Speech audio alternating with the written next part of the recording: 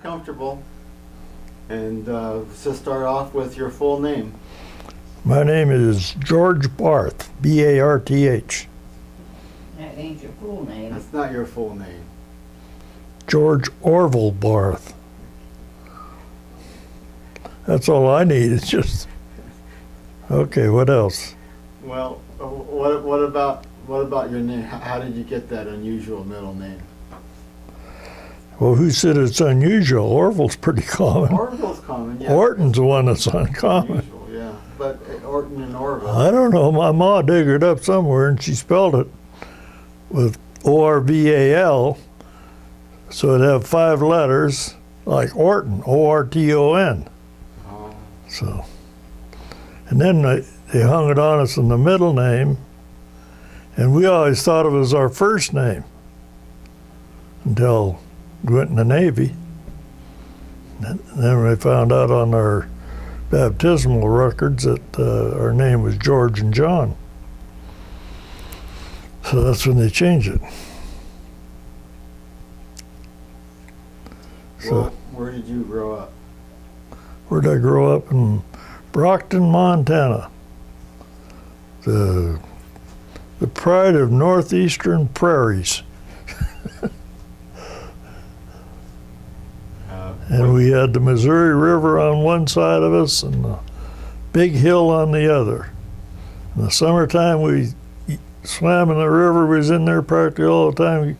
We get sunburned, fish in there, and build a boat and take it down there and paddle around. And then in the wintertime, when it froze up, we had really good skating for a while until it snowed over. And then we had to scrape the snow off. And then usually, though, there'd be the water would raise, in a couple months, raise and flood up over all the snow. And you had just miles of just smooth ice. That was pretty nice. Wow. So you would skate for miles. Huh? You could skate for miles. Oh, yeah. You had to be careful, Did you ever hear of air holes? Well, there was plenty of them in the ice, and you couldn't really see them. They would, they just kind of little thin layer of ice on them. So they were real dangerous. But we stayed pretty close to shore all the time we were skating. And skates, I think we had one pair of shoe skates in the family, and my brother Bob, he was the best skater, so he got to use them all the time. And we used clamp skates, clamp on our shoes, had a skate key like that clock key, tighten them up, and strap them on with we call it hame straps. They used them on the harness, on horses. But a lot of times when you'd be skating along, that skate would fly off, and then down you'd go. So they weren't very good. So what about brothers and sisters?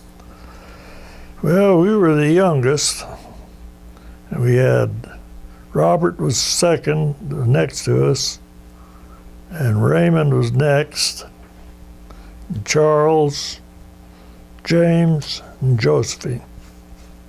She was my only sister. And Raymond was the one he was always the hothead. He'd get really mad, boy, he'd come after you. But we had this old dog named Patty. He just came to our house one day. He belonged to some farmers out north of town. And for some reason he got tired of living out in the country, so he moved into town. And he was a really good dog, except he wouldn't come back to you. You couldn't call him back at all. And but one thing he would do is protect me and John. He was our dog. And if Raymond started after us, boy, he'd go right after him. He never did bite him or anything, but he sure let him know he wasn't going to put up with it. But I I think when Patty came to our house, he had a string tied around his tail. That used to be a pretty good source of entertainment. These guys would tie a tin can to a dog's tail, and let him run. And the dog would break the tin can off, and he still had that string tied around there real tight. But we used to take old, well, let's see, I'm talking more about the dog than the family, Robert, he was always the smartest one of the bunch, I always thought. He could do pretty near anything. He could play checkers. He could beat all of us playing checkers. And he could, he was in one time on the school, they used to have read these, it wasn't poems, it was a story. But he had one about Tom Sawyer, painting the fence and all that. And he won first prize on it. He was real good at that. Your father was a good storyteller too. Oh, he was, keep us talk. He'd talk all night and keep us interested. Yeah. He used to tell about all the hunting he did and the dogs he had and things like that. When he got sick, he couldn't lay down in bed. He had to sit up all night. In the summertime, it was hot, so he had to sit outside. And we'd sit out there. Well, some of us would sit with him all the time, and he'd tell us all these stories. Yeah, he was a good storyteller. I don't know how much was true, but it all sounded good. He probably mixed up a few stories in it. Did he talk about what his life was like, or growing up, or? Well, he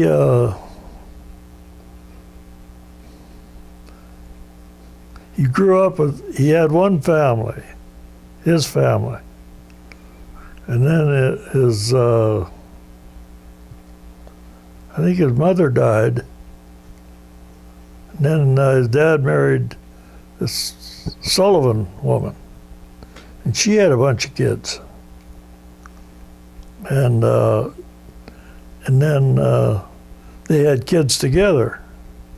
So he said they used to always talk about your kids, my kids, and our kids.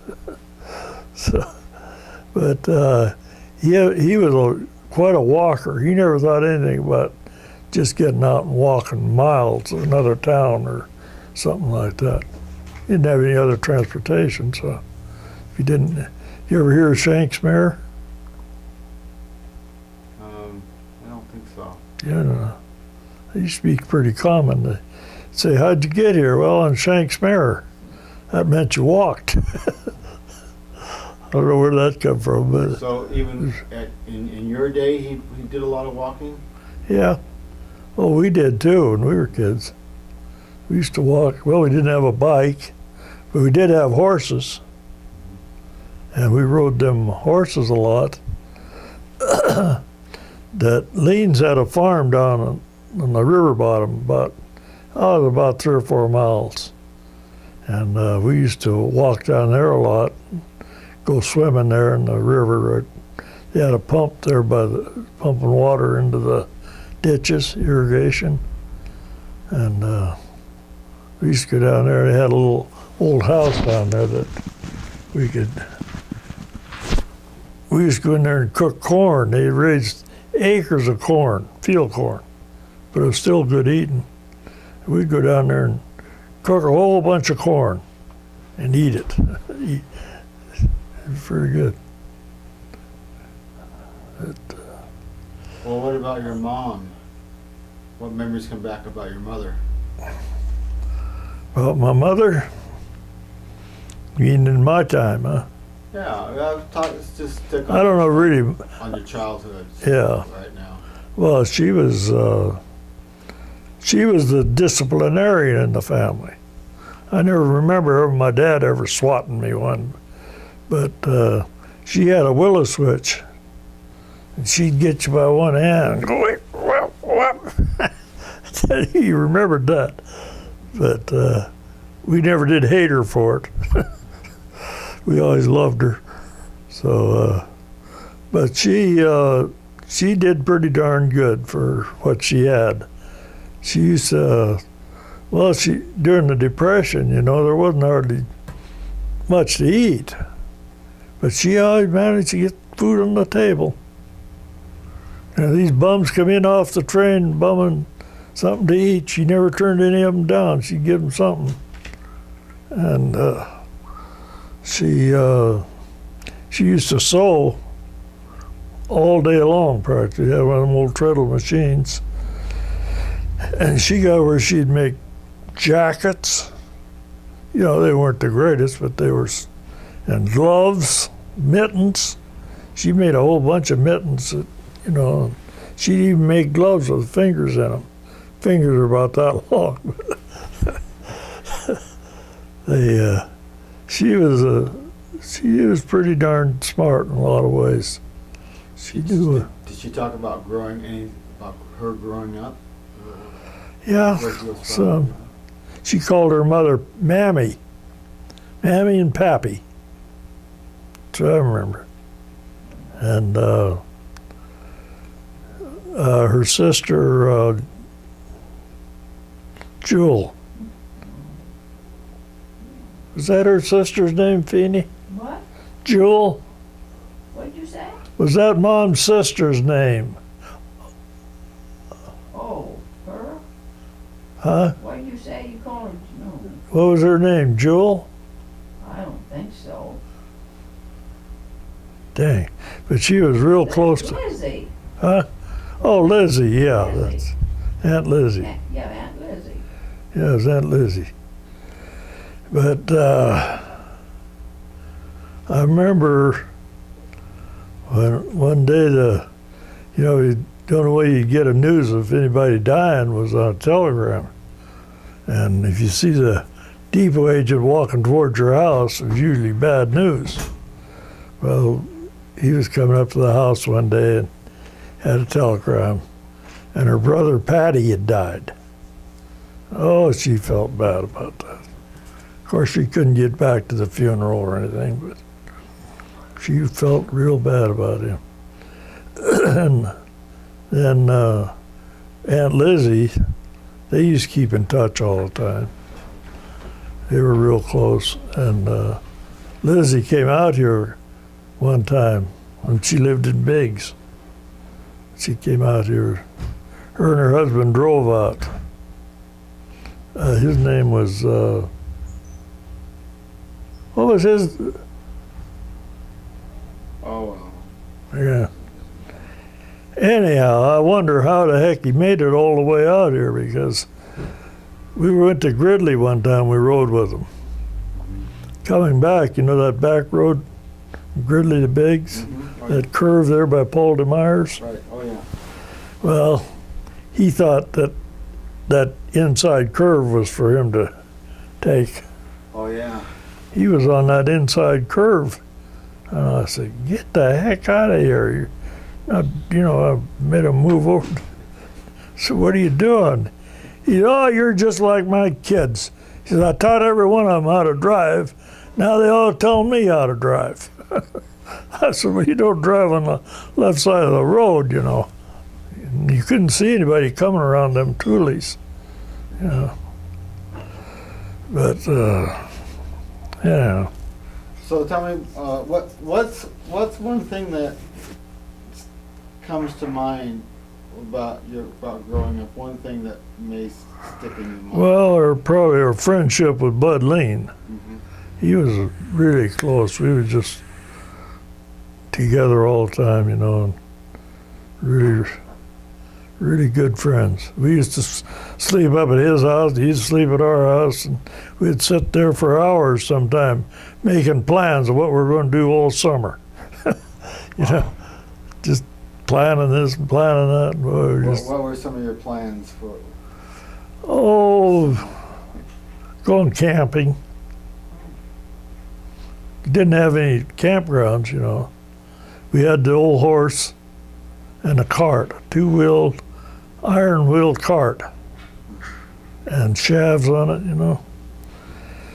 So we'd load that old cart up, get all our gear on it, remember one time Lila Lean took a picture of us on that cart.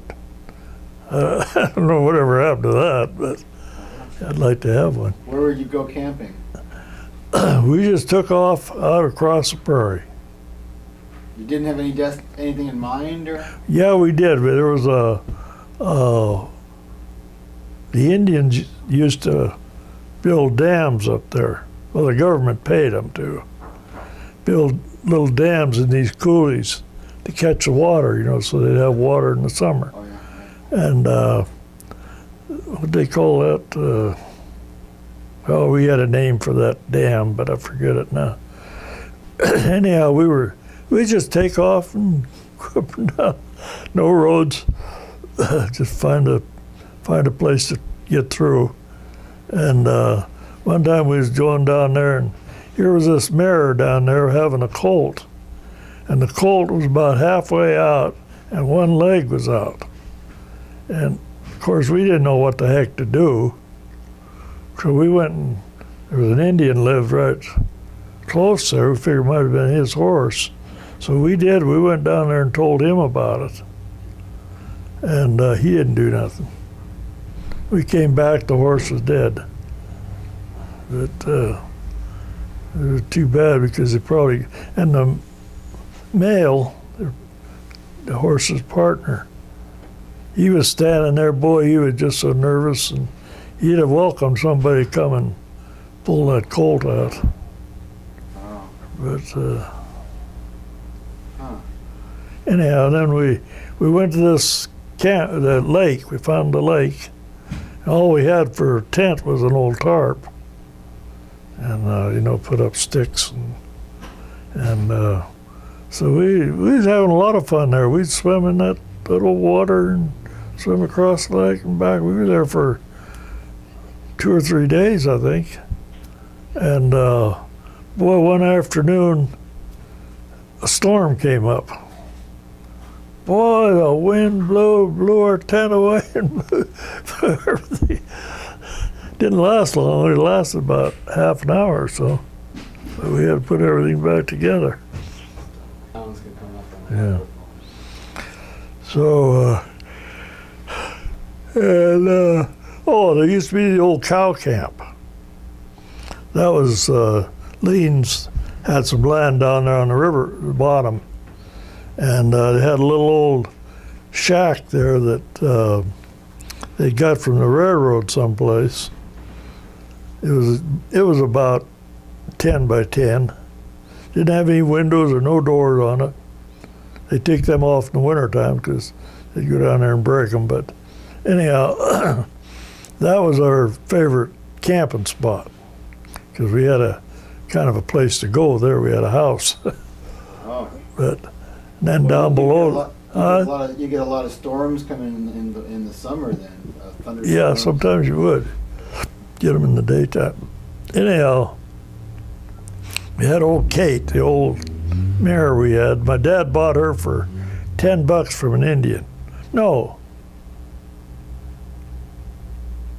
He shot the other horses. They were going back to South Dakota. They used to come all the way out there on wagons for 4th of July. And then they were headed back, and all the tires on the wagon needed setting. You had to tighten them up. So he set the tires and gave him $10 for that mare. And she had a colt. So that was a pretty good buy. Anyhow, she turned out to be a pretty good old horse. And we went down there with her.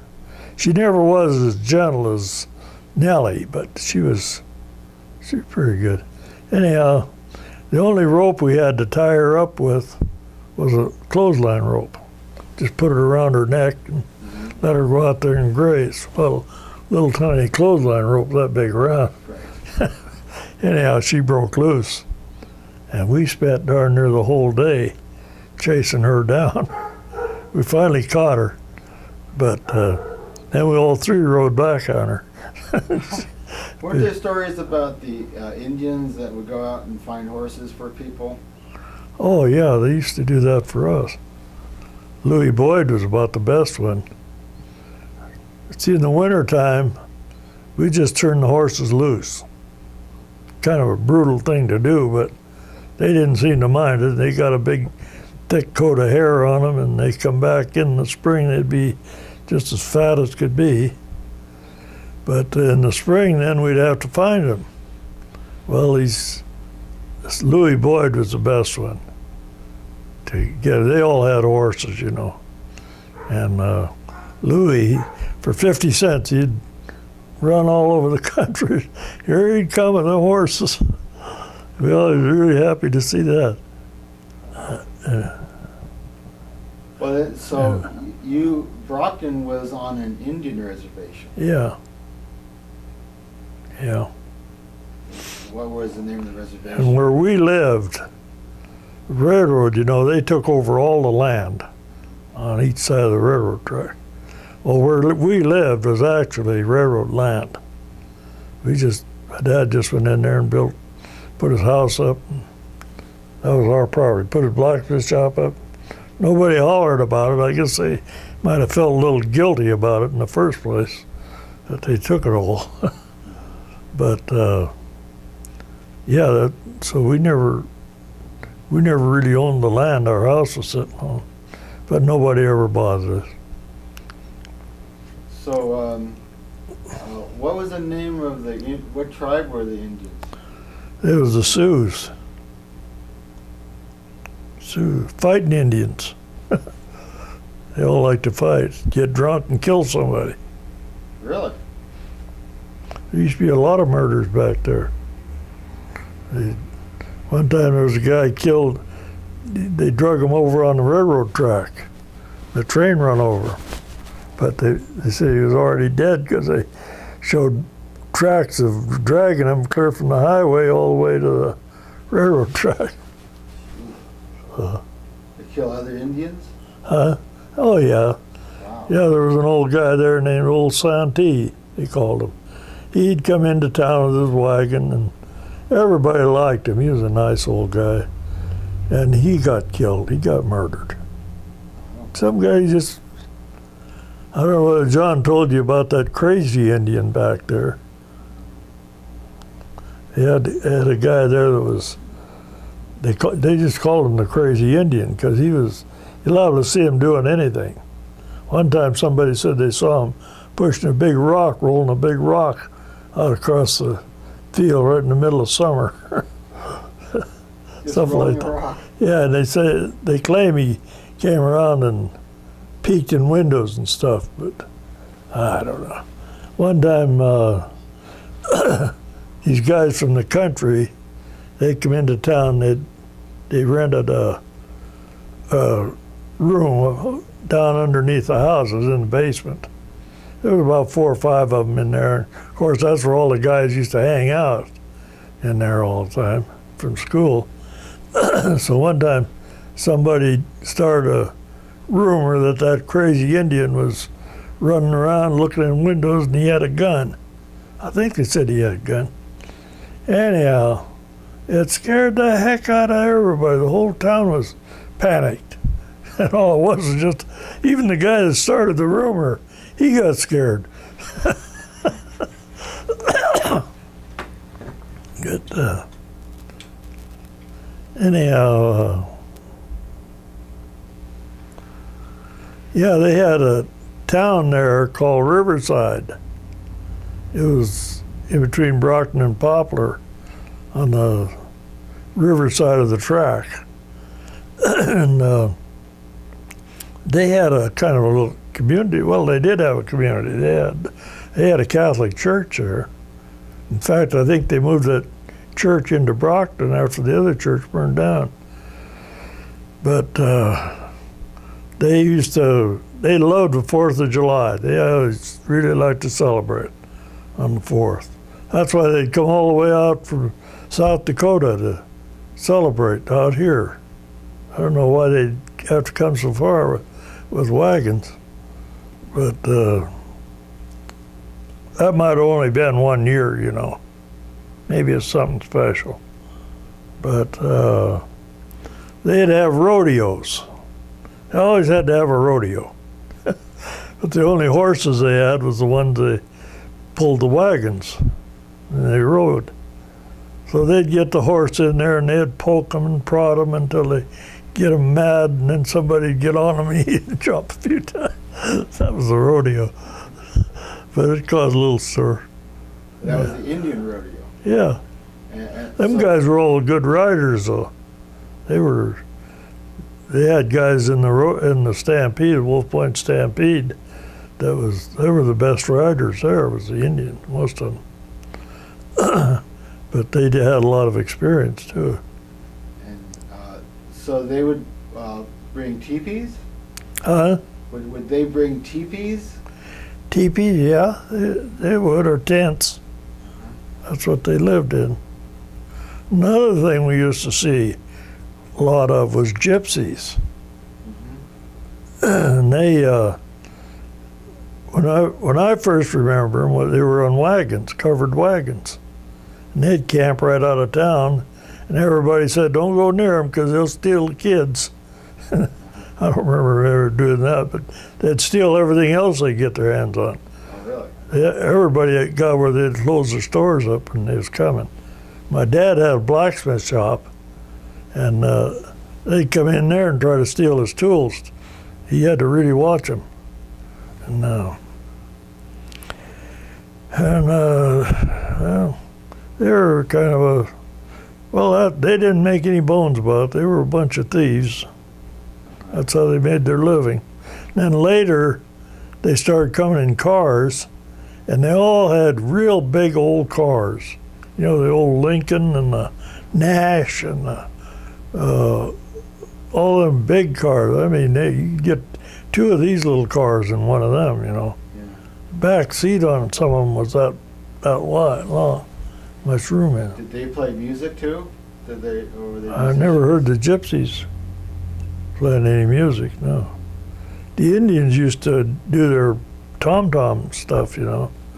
Especially if one of them died, then they really carry on. They'd go do a lot of singing and howling and everything. Wow. So, that would go on all night? Go on for several days. We had this old horse, Nellie. She was just a good old horse.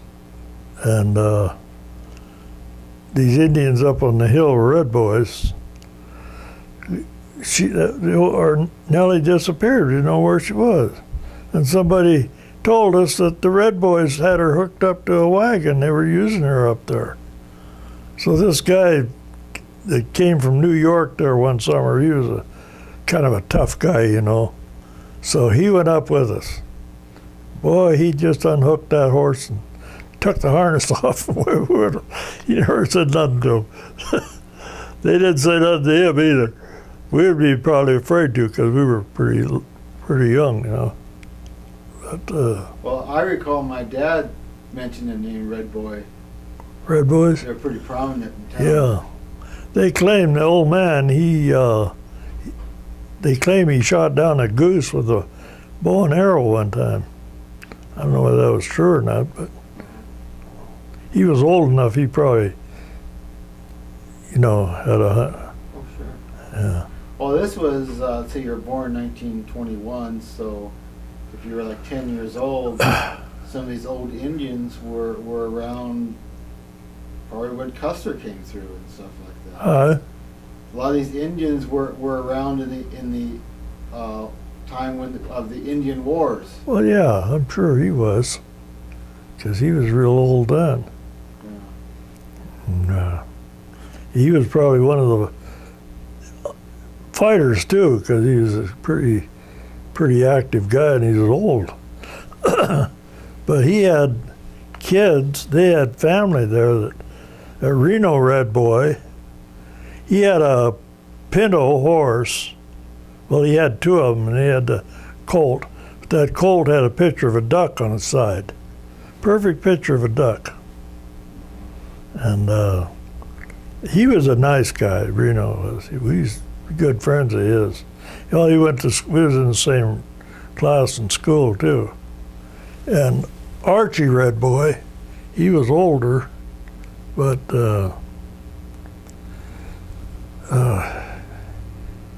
he was a pretty good guy. But some of them weren't that good either. We had that 80 acres out there, not too far from where they lived, and we used to plant a garden in there. They had a real good soil down there in that coulee, and one on the other side. We used to plant a big garden there, corn and just about everything. Potatoes, a lot of potatoes. And they had let their damn horses in there on that, cut the fence, let the horses in there, just tear up that garden. Gee. Just to be ornery, too. Your mother, you'd store the vegetables in a root cellar or have them all winter? Well, she did it. She canned everything she could, you know. She had a lot of canned stuff, man. We had a big old shelf down there in the cave. We call it the cave. You know, the cellar under the house. Then back here was dug out and logs on top. But that's where we always went when there was a storm, too. Didn't take much of a storm to get us down there either. I heard that your mother or father, before you were born, had an experience with a tornado or something. Yeah, she did. She told us about that. They had an incubator right by the door, you know, and a 2x4 came through the house, went right through that incubator, took the tray right out on the floor. Yeah, she said they were standing there trying to hold the door shut, and her and my dad both pushed on, and they just barely get it shut. Well, you were on there during what's called the Dust Bowl, the big drought of the 1930s. 30s, yeah. That's when the farmers used to just plow up everything. They wouldn't, you know, one big field, if they had 40 acres in there, they'd just plow it all up one big chunk. Then the dirt would all blow off. It caused them dust storm. Then after that, they started what they call strip farming. They'd farm one strip and let the other one sit for a year, and in summer follow it, let it grow into. And what am I doing? Sinking? I'm trying to get this tripod adjusted. I can get that tripod. So did you see those dust storms and everything? Oh, yeah. One time there was a real, well, you could see them coming in, they just big old dust cloud. And one time John was out on the horse. I guess I don't know if he's getting the cows or what. But anyhow, we was worried about it. We saw this storm coming. And finally, here he come. He just come riding in, jumped off the horse, and came in the house. And when that hit, it was just like turning out the lights. Just plumb dark. And boy, it just immediately all the house was just full of dust and sand. Of course, our little houses back there, they were full of leaks anyhow, you know. But yeah, they were pretty bad. Hard to breathe and everything. Oh yeah, you couldn't. I don't know how you could even breathe in that. It was just, you couldn't see your hand in front of your face hardly. Well, what about memories of school? But what? School. What school? Well, you went to elementary school and high school. I don't remember any school back there. Yeah, we graduated from the 8th grade. All right. Then we went about 2.5 years to high school, and the world was so full of opportunities that we dropped out. What kind of opportunity? Well, we went in the CCs. That was a big opportunity. $1 a day in boarding room. That helped Mom out a lot because she got $22 a month from each one of us. So that was a lot of money, $44. Then she had two less to feed, you know. So CC's was a real good experience for us. So we even tried to get in there when we were 15. Didn't make it. So we waited till we was 17, then we got in. You had your brothers went there before you, right? Yeah, all of us had been to CC's. Yeah. So what was that experience? You got into the train from Brockton, you went out west to the Rockies. Went to Glacier Park. So what was your memories of that? Well, one memory, I don't know whether you want it on there or not. It was taking us around camp. You know, we went from the flat prairie. The big hill seemed like a mountain. And we went out there where there was mountains on each side. Sun didn't come up until about 10 o'clock in the morning. And it was different, I'll guarantee you, because it seemed kind of dark in there, you know, and all. But they were taking us around camp and showing us everything, you know. And then Lieutenant, he says, and don't urinate on the grounds. That's the first time I ever heard that word urinate. I know what you I meant. thought, where else could you do it? You know? Yeah. Well, it was a good though. It was, you know, you learned a lot, learned how to work, and you had a little bit of military. You had to get up every morning and salute the flag, have a reveille, then retreat at night. You had to stand out there and salute the flag, and when they played the bugle, you know. So you got a little experience there. And then mess hall was across the street from the barracks.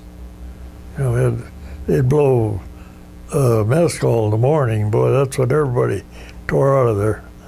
But in the wintertime, they had a lot of snow at Glacier Park. And sometimes you go out there in the morning and there'd be that much snow right out of the door. Had to wade in it over to the mess hall. So. And you worked in winter and summer there. Oh yeah. What kind of work did you do in the Well, for some reason, they give me a job as camp mechanic. They had two little pump engines down by the river. They had a well there. And then they had a water tank up above. They were just little engines. You know, you just pick them up and carry them out of there. But they'd pump water up into the tank, and you get the tank full, that's where they got the pressure from there. And then they had 3 generators for generating electricity. Well, I didn't know diddly about any of them. One thing we'd do, if we had trouble with the pump, we always had an extra one there. We could just hook it up. But then we'd take the other one and send it to Missoula. And then they'd get it fixed up. It fixed up there. And that's how. But then another thing I had to do was clean the latrine. And that was quite a job. And then on Saturday, we had inspection. And then it had to be all cleaned up, everybody out of there by, I think it was about around 8 or 9 o'clock, something. Anyhow, you know how it'd be getting a bunch of guys out of there when you got to get everybody out before you can finish cleaning it. And it was pretty rough sometimes. And then they were real picky about the inspection too, you know. Yeah. Did you do any work like sawing down trees? Oh yeah. I did that before I got the camp mechanic job. We used to do a lot of sawing with crosscuts. And there was one old Swede there, and he was supposed to be the expert. And if you get on a saw with him, boy, all he would do is gripe, gripe, gripe. Quit writing that song. I don't even know what the hell he was talking about. I was just pulling it, you know. But yeah, that's how we cut up the wood was crosscuts. But we used to go up in the woods and clear it out. You know, that probably saved a heck of a lot of fires too. Clear all that, cut up all them dead trees, and you know, and pile them up. I guess they'd burn them. I don't know. But we used to bring our lunch up there with us. We always had 2 sandwiches, I think. One was a jelly and peanut butter. Well, this old bear, he started coming around there. And he'd just come out there and just sit, wait for somebody to throw something to him. So everybody got to throw part of the sandwich, and every day at noon, here he comes. And one day a guy brought some red pepper, put some red pepper on. Boy, he just took off and run down to the creek and splashed water, and then he came back, sat down, and waited for some more. But then one day we came up there, and here we hadn't been there for a while. Here he come up there, and his lower jaw was blowing off, and 1 foot just dangling. And so they called the Rangers, and they come up and killed him. But what happened, you know, they had a lot of dynamite caps around there. They had little sheds, you know, with dynamite and dynamite caps. And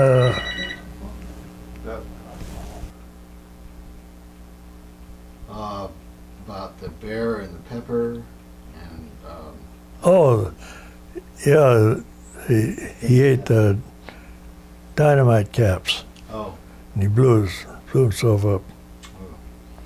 But the guys used to get so darn familiar with them bears, you know, they'd just walk up to them like a dog, you know. And they weren't really that. They looked gentle. They just sit there like a dog. But if they make one swipe at you, you had it. yeah. And another thing they had there was a garbage pit right close to the camp. All the camps used to bring their garbage in there. Well, the garbage consisted of all wet garbage just tossed in there. Beans and meat and everything else left from the table. And, oh, that was great for the bears, you know. So we'd go down there. We had the dog in camp. What was his name? Anyhow, he just loved chasing bears. And he was good at it, too. He never got hit. But he'd get them going up the hill, and then he'd start nipping at their heels. And the bear, though, if they'd get around a tree, then they'd sit the tree around them, and they'd just start swatting at them, and they could keep them off. Oh, yeah. But Interesting. What year were you in the CCs? year 39 and 40. We went in April of 39, got out April 40. April 40. And the World War II, the United States declared war in December 1941. Yeah. So what were you doing between spring of 1940? Oh, we worked on the railroad. Oh, okay. But we all thought maybe we'd have to go from the CCs right into the Army, you know, because it was kind of a military, you know. Oh. And, there was all kinds of talk about war. It was really worrisome then. Oh, yeah. But then we went home and got a job at the railroad. I worked on a bridge gang at B&B, and your dad, I think he worked on the section all the time. Anyhow, I worked on that bridge gang. When I got the job, it was working west of Glasgow, a little town called Tampico. You heard that song? Tampico, Tampico on the Gulf of Mexico. It's an old song. Mm-hmm. Anyhow, I had to walk from the highway over to where they were working. And luckily I got a job, so then we slept in them outfit cars, them old box cars, you know, and we did just about everything on that job. Them water tanks, you know, they had lime, they treated the water with lime, and they'd just about fill up with lime. So sometimes we had to come in there and get rid of all that lime and wash it out. And that was a hell of a job. I never did get in there for that. But then they had to clean the pipes out. They had a rotary flexible pipe they'd hook together every 10 feet. And you had an engine on there that would turn. We all had to stand on there to hold it down. But it would clean all the lime and crud out of them pipes. And then worked on section houses, building them, and on bridges, pouring cement. They had a big old heavy cement mixer that they pulled behind a little speeder, you know. And that thing, no way you could move it, you know, off the track. So you had to find a siding. And when you was on the speeder, they had a little button there you could press when you come up to a signal light. If it was green, then you're all right, just go right on through. But if it was red, then you had to hunt for a siding. Get off the... Because there's another train coming. Scare the heck out of you, boy. You didn't know where that train was. If they'd come, they didn't slow down. They'd just wipe you out. Had to jump off, you know. But anyhow, we managed to get into the siding on it, and but that was a pretty good job. It was kind of hard work, but I liked it. Oh, and then another time, I think this was before we went into CC's. I was pretty young. And this preacher in Poplar, he was just kind of felt sorry for us. He was a handyman. And do everything, put wallpaper on. Geez, I helped. I got in so much trouble helping him put wallpaper on. And I talked to his wife later, and she says, "Don't worry about it." She said, "He was just as bad with me when I tried to help." So anyhow, he had this job where he was going to put in the sewer. And the sewer back there was about, 10, 11 feet deep at the connection anyhow. But up on top it was about 5 feet, you know, the top main. Anyhow, I was down there alone. If I'd have been in that hole where it was 10, 11 feet deep, I would have just been the end of me. But I happened to be up there where that bank caved in. Wow. Just covered me from about here down. And I had my arms down, I couldn't move. Nothing. So I was yelling and yelling, nobody around. Finally this Indian walked by. He come over there and he said, "What do you want?" Well, I said, "I'd like to get out of here." I wasn't hurt. I knew I wasn't hurt. So he says, "Okay." He goes and comes back with the old undertaker, old Harry Hill. And he had a big old scoop shovel for shoveling grain, you know, and tried to shovel. Well, he got some of the dirt off, and by that time there was other guys showed up around there, so they just got a hold of me and pulled me out and pulled both my shoes off. But I was lucky to get out of there alive. That was an awful feeling, though, to be just where you can't move at all, just barely breathe, you know. Yeah. So you're working on the railroad and doing some odd jobs and stuff like that in Brockton. Oh yeah, and farmers too, you know. Right. When they'd plant wheat in the spring, well, they'd hire us kids to go out there and drive tractor for them. And that was a cold, miserable job, especially at night. Oh, I mean, there was no way to keep warm. Oh yeah. And except once in a while you'd get too cold, you get out and stand by the exhaust, you know, and get a little heat that way. But you couldn't put enough clothes on to keep warm. Oh yeah. But, and then in the fall, we'd get a job harvesting.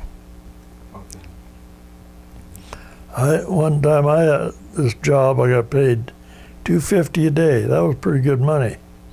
And they had this old 28 Chevy truck with no brakes.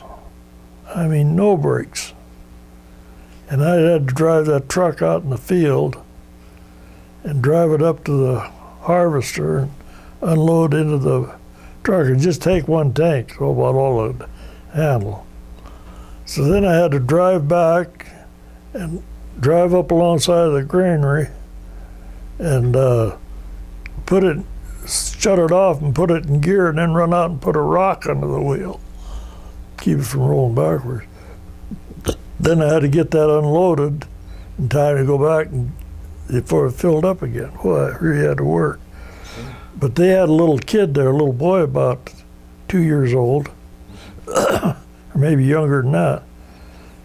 It's a good thing I had that truck didn't have brakes, because I had to get out and move that rock. And when I did, here's that little kid sitting right back of the wheel. Couldn't have missed it. I'd run right over him. So that was scary, but got him out of there anyhow. So this was 1940, Yeah, but I'll tell you more about that guy. After I worked there I worked before the harvest and after the harvest. So I had quite a bit of money coming, for them days. He didn't pay me. So he said, well, you catch me when I'm in town there, I'll pay you. Well, I'd go over there every time I'd see him in town there with a truck. He'd haul wheat in. If he hauled wheat in there, he gets paid. He sells it to the elevator. And I'll pay you later, brother. Boy, I just kept hounding him until finally he got tired of it, I guess, and he paid me. What a cheap screw. It was the same way with my dad when he'd do work for some of them guys, and then they wouldn't pay him. They'd take their work, they'd charge it, and then take their work somewhere else next time they had it done. Really a chintzy bunch. Well, let's see, December 7th, 1941. Okay. Well, I was working nights that time in the coal chute, shoveling coal. And I didn't know about it until, it was 8 o'clock when I got off. I went over to the water pump house, and my boss was there, and he said they bombed Pearl Harbor. That was the first I heard of it. Well, that was a shocker. And so I kept working there, though, until, we went in the Navy in August. So we stayed there and worked until August, and both went in. You weren't drafted, though? You were No. enlisted. No, we were in the reserves, though, USNR. So we was in until the duration of the war, DOW. And, So you went to a recruiter and you enlisted, and then you went to... then we went to, first we went to Wolf Point.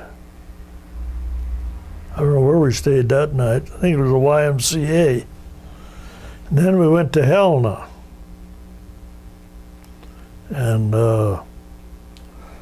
Lorraine, my little niece, was living there with her grandparents. I don't know why we thought it was necessary to send her back for a visit, but we paid for her way, and we just left both of us broke going to boot camp.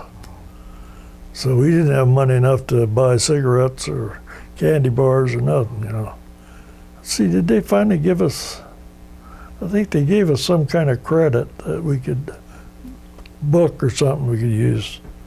They'd take it out of our pay later. But, then we went to San Diego. And by that time, I already knew what urinate meant.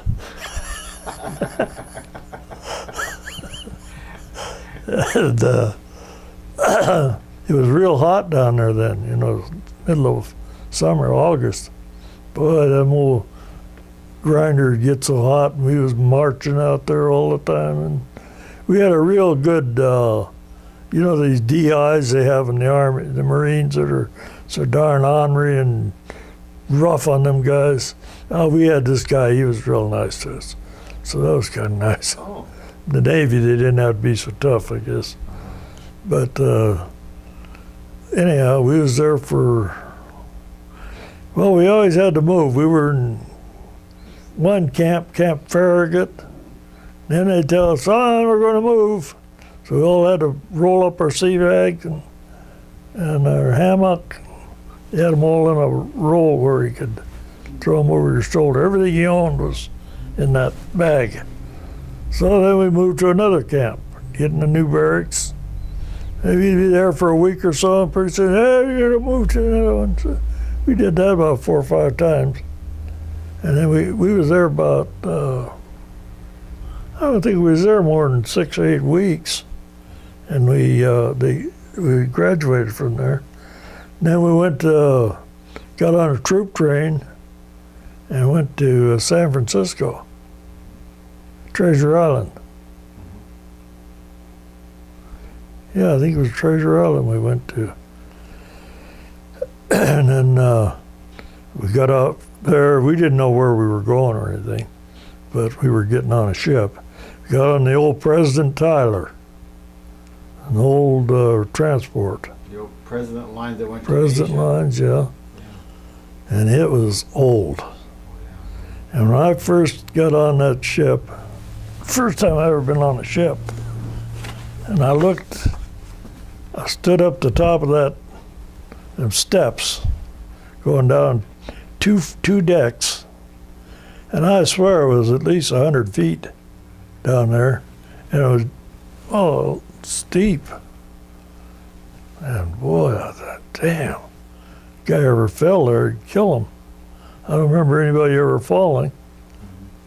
But anyhow, I got down there and the bunks were about 7 high. 1, 2, 3, 4.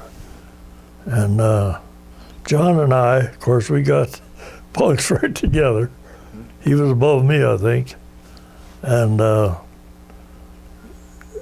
then after we got underway, everybody started getting sick.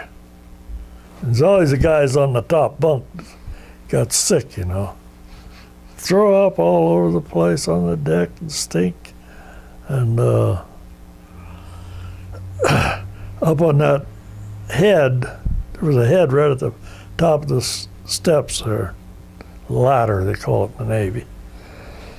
And that darn thing, after we were at sea for about 3 or 4 days, the water started slashing in there. Yeah, it's about that deep. Oh. Pure urine. See, I knew what urine was then. Oh. Boy, did it stink. And then to top it off, there was a guy in there one day taking a shower, standing in it. Can you believe that? Anyhow, we had to stand in line for chow. Oh, heck. Well, when it first started, you know, everything was disorganized. But we was there for an hour or two, and then the chow was lousy. I don't know how they keep from getting everybody sick, because they was just washing the trays out in a garbage can, you know, with the soap had all disappeared, and they just scrubbing them out. But nobody, I don't know if anybody got sick, but anyhow, well, after we was on there a while, then they started getting sections to eat, you know, so there wasn't too big. But candy bars, boy, they were at a premium on there. Couldn't hardly. I don't know, somehow or other, I bought a box of the Mr. Peanut bars. Boy, were they good. I couldn't stop eating the darn things. Unreadable. Well, between John and I, we kind of shared everything. But anyhow, we got over to Pearl Harbor. It took 7 days to get over there, which is about average. It had a zigzag all the time because of submarines, you know. And every time they zigzag, the ship rolls. And then it rolls back. You're constantly rolling. But we got to Pearl Harbor, and they just took us off the ship, and we went to a ball diamond there, a whole bunch of guys on this ball diamond, and they started separating the letters, I guess, B's. And so right away we were picked to go on a seagoing tug, and I thought, dang, that don't sound like very exciting. But anyhow, they took us down. There was about, I think there was about 8 or 10 of us, all B's. Went down there, and well, they were glad to see us on the ship because they were short-handed, and they needed help. So anyhow, right away, everybody was trying to get everybody to go in their department. They want to be deckhands or radio man or something. Anyhow, the guys in the fire room, boy, they were really after us. They got most of us, I think. We got in the fire room and had to learn the ropes there. And that wasn't too bad a deal there. It looked like the worst job on the ship because they were called snipes, and the black gang and stuff like that. But actually, when we were at sea down by the equator there, them guys up on the bridge were the ones that were hot. We were down there under that big blower, right, just sitting there, not even sweating, because we didn't have to do much, just everything was running, nice and smooth. So as long as everything was going the same, we didn't have to do much. But anyhow, when we first got there, our job was to tow targets mostly. Okay.